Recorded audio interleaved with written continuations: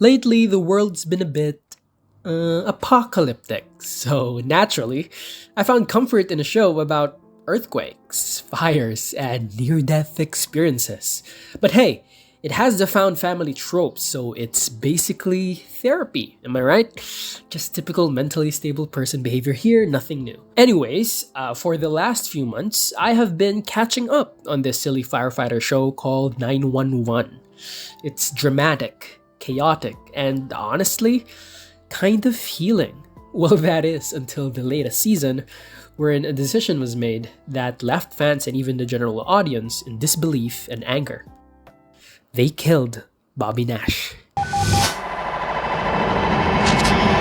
Okay, 911 is a procedural drama. So destruction, survival, and death are baked into the show's DNA. We expect danger, and we expect loss. And this isn't the first time our ensemble cast has experienced grief. So what's the difference with this one? Why the outrage? Characters have died before. Shannon, Emmett, Kevin, heck, even Doug. That motherfucker deserved it, but sure, let's count him, I guess. Good riddance. Well, in the 8 seasons, they have killed off a handful of side or supporting characters, but never a part of the ensemble cast. There is almost a quiet contract between 911 and the audience, that the core team is our safe zone. Sure, they falter, they get hurt, they almost die constantly. I mean, constantly. But the point has never been who dies next. It's how we survive the trauma with them. That's the formula of 911 all these years. Ridiculous emergencies, near-death experiences, but we survive it with them. So Bobby's death? It broke that formula. It wasn't just another tragic moment. It was a rupture in the heart of the show. It's the kind of decision that can go one of two ways. It can be the start of a bold reinvention, pushing the characters and the show into uncharted emotional territory. Or it becomes the moment that the show loses the very thing that made people care. So let's talk about it. Why did Bobby's death hurt so much? Number 1, the leaks. Boy, oh boy, the leaks. Don't get me started on the leaks. Where were you when Bobby Nash's death spread onto internet? Because I remember where I was. I was minding my own damn business when suddenly, boom, Peepaw is dead. Kill yourself!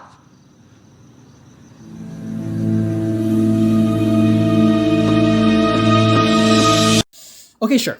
This whole section, it doesn't really apply to the casual viewer. If you're just watching the show on cable like a normal human, you probably went into that episode blind, more or less. Must be nice. But for the fans who follow 911 online, it was hell, to say the least. For context, someone live-streamed on TikTok the cast filming a funeral scene. And of course, the internet did what the internet does best. Absolutely spiral.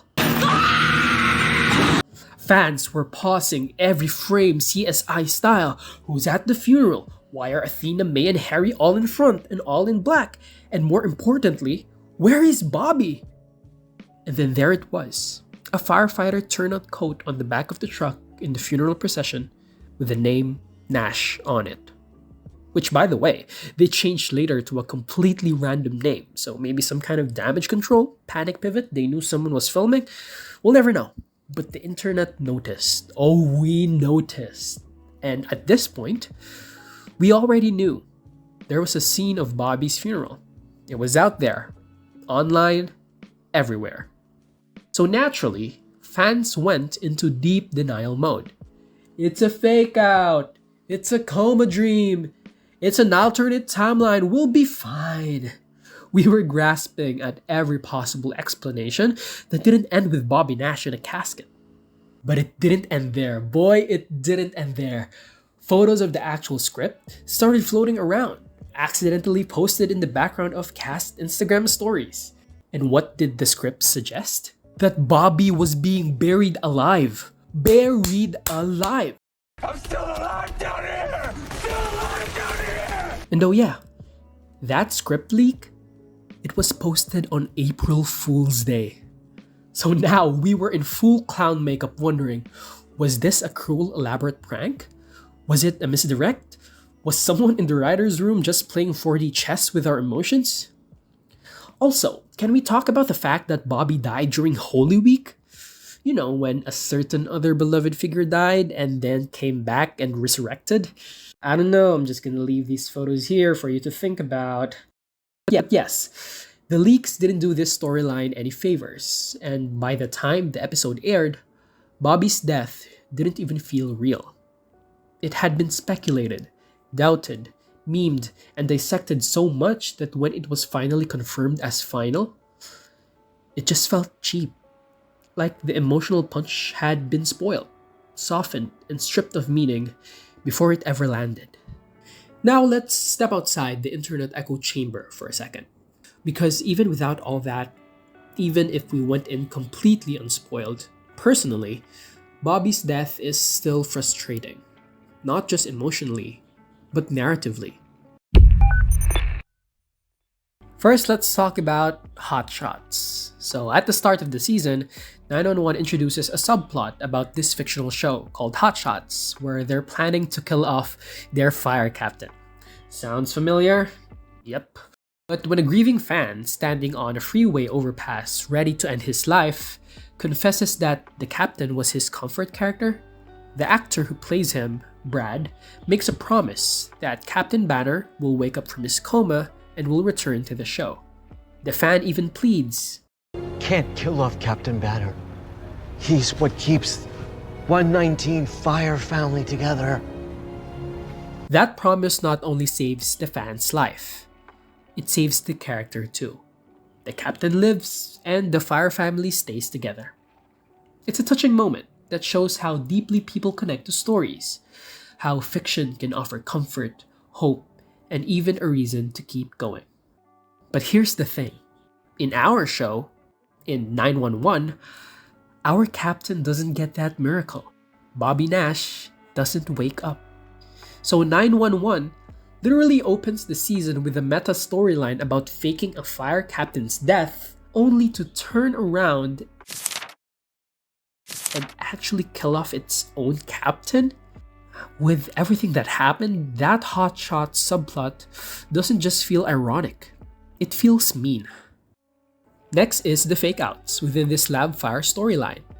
It starts small. You know, Maddie and Chimney's gender reveal goes hilariously wrong when they're given the cake for another couple. It's a simple mix-up, sure. They already know the gender of their baby and they're just doing this for G. Poor other couple though, they're in for a surprise once their baby gets born. But it plants the seed. We're being trained to expect surprises, that what we're told isn't always what's real. Also, poor G, they didn't address this mix-up at all. She'll just be surprised with a baby brother instead of a baby sister.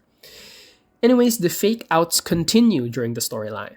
During a high-stakes helicopter chase, Athena appears to be the one in danger of being caught. But twist, she's not on board the helicopter at all. She faked us out so she can secretly escape and deliver the antidote. Next, when the poison plot unfolds, the narrative steers us toward thinking Chimney is the one gravely affected. The symptoms, the panic, it's all pointing to him. Until it's not. It's actually Bobby. Again, misdirection. Another fake out. One after another, the storyline plays with our expectations, building a pattern where death and danger feel tense but temporary.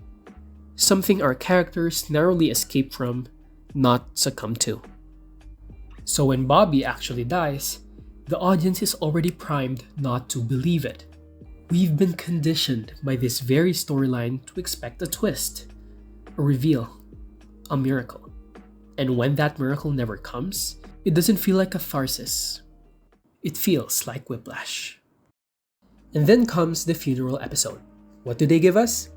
A subplot where Athena investigates the suspicious death of a baby. At first, it seems disconnected. It's just typical Athena, taking up work to distract herself from dealing with her emotions. Nothing new here. The grieving mother in this case starts to spiral when she sees a child with the same birthmark as her baby.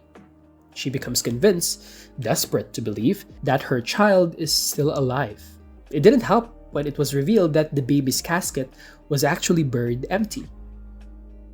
And for a moment, we wondered too. Maybe the casket was empty for a reason. Maybe this is the miracle. Maybe the baby lived. But no, the child is not hers. The baby is really, truly gone, and the storyline ends in grief, not relief. Now let's take a step back. This is the same episode as Bobby's funeral. Coincidence? I think not! So what are we supposed to take from this? That hope is a delusion? That we should stop wishing for miracles? That empty caskets stay empty? Maybe it's meant to mirror Athena's grief, a way for her to accept Bobby's death as final. But it doesn't feel cathartic. It feels cruel, because just like that mother, the audience is looking for a sign, something to hold on to. And just like her, we're told, nope, he's not coming back. And here's the part that really stings. Bobby Nash started this series as a broken man. In season 1, he's not just grieving, he's suicidal. He moves to LA carrying the weight of guilt from a fire that took innocent lives. His plan? Save enough people to balance the scales, and then quietly exit. But then something happens. He finds purpose. He finds family. He finds love. With the 118, with Athena, he starts dreaming of a future again, building something, staying alive, not out of obligation, but out of hope. And that's what makes this so devastating. Because to take a character who's been on a journey of choosing life again and again, and just kill him off anyway, it feels cruel. Like none of it mattered. Now you can say it's realistic, that first responders live tragic lives, that people like Bobby die every day doing their jobs. And yes, in real life that's heartbreakingly true. But 911 is a television show. It's heightened, dramatic, sometimes even ridiculous. This is a show where people survive tsunamis, bombings, lightning strikes, and wild plotlines like a bee fucking nado. A tornado made of fucking bees, like what? They had the opportunity to tell a story about healing. About how a man who once wanted to die found a reason to live and held on to it. That would have been powerful. That would have meant something. But instead, they told a different story. One that says, even if you grow, even if you heal, even if you love again, it might all be for nothing. And I fear that's the wrong message to send. But okay, let's just take it as face value. Bobby is dead. What now? Well, his death doesn't really open new doors. It just rehashes old wounds. Athena grieving the love of her life? We've seen it. When Emmett was murdered. When her marriage with Michael ended. We've already watched her navigate profound loss and dealing with losing the love of her life and still come out the other side. Chimney wrestling with survivor's guilt? Been there, done that. When Kevin died in that house fire because joining the LAFD was Chim's idea to begin with. Or when Buck was struck by lightning, a moment that should have been his. Chimney has already worn this emotional arc before. Buck feeling abandoned? Again? Fork found in kitchen. Another person he loves ripped away, confirming his deepest fear, that people always leave.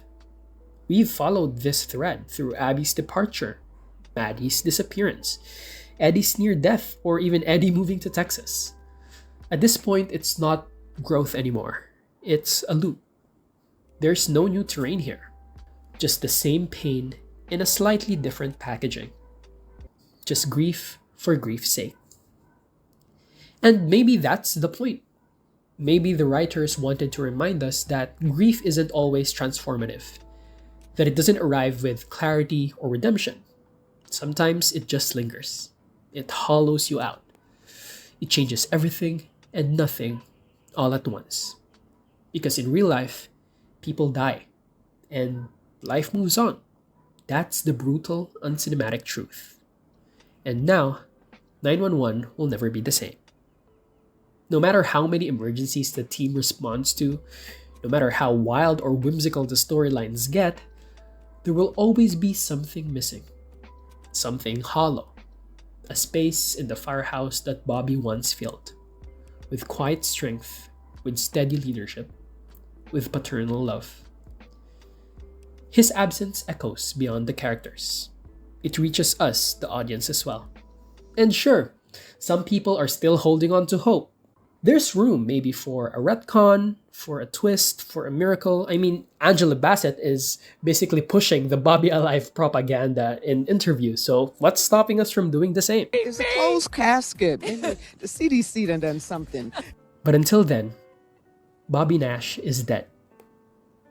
And just like the 118, just like Athena, and just like everyone who found comfort in this fictional man and his fictional firehouse, we'll carry that grief with us until the credits roll for the very last time.